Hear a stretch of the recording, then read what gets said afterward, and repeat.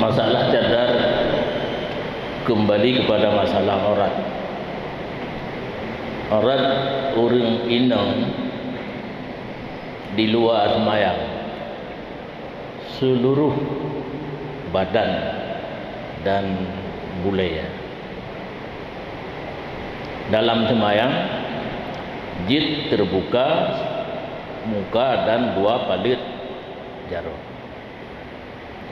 Nyanpi dalam semayang, jid terbuka, muka dan dua palit jaro, saat di tempat tersebut tidak ada laki-laki yang ajnabi. Untuk semayang berjamaah dengan mahram, dengan lako anak di rumah. Di tempat umum, maka pakai tabing.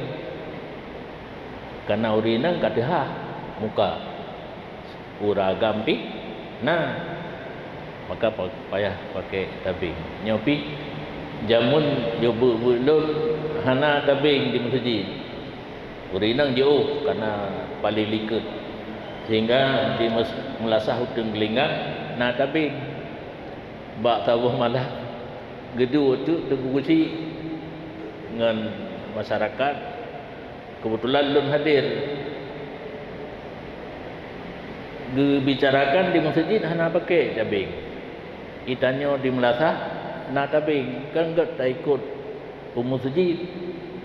Lampru lom kaget. Hukum agama hana tampakan beut. Hukum kana lang kitab, kana guru beut. Kamu pakat. Handi pakat pun tamu pakat. Habis roh tu lah. Olong kalan du kursi du imam. Mekebon ana gebu le gebu Quran zaman bak mak tu. Lian hana li pansiun na jurat beut. Belum pakat ikut masjid. Roh luntu masjid kan hanya ke pedoman.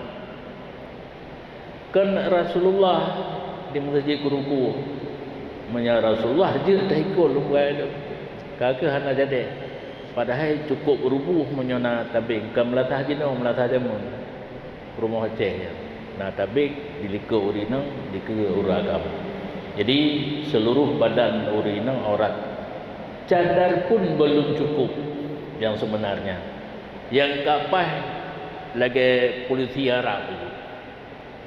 Polisi Arab sona kalan bantaboh ju ilup lai jaitam. Mumata hana di hino kasarung jaro lo. Nya nyempah urinang. Cuma mengkarat tak kamu punya lagi yang so you pilih hinang. Jika kamu pilih agam. Hana mengkarat.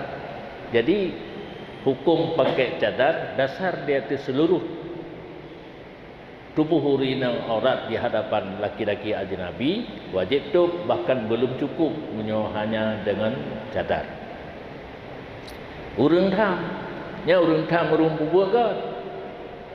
Salah.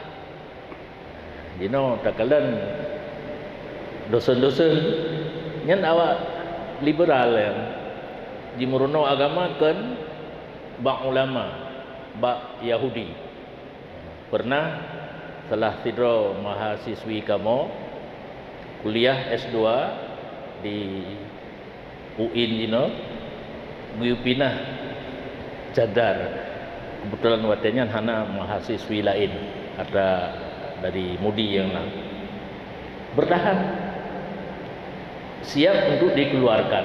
Hanya je lun ka lun pegah menyo sampai ke tebit hana pu kamu lapor wadah untuk hana jadi diusahakan untuk ini gurau di Yahudi kata tempat Aceh ilmu di mengajar di Universitas Islam Negeri di Banda Aceh guru di Yahudi di Herford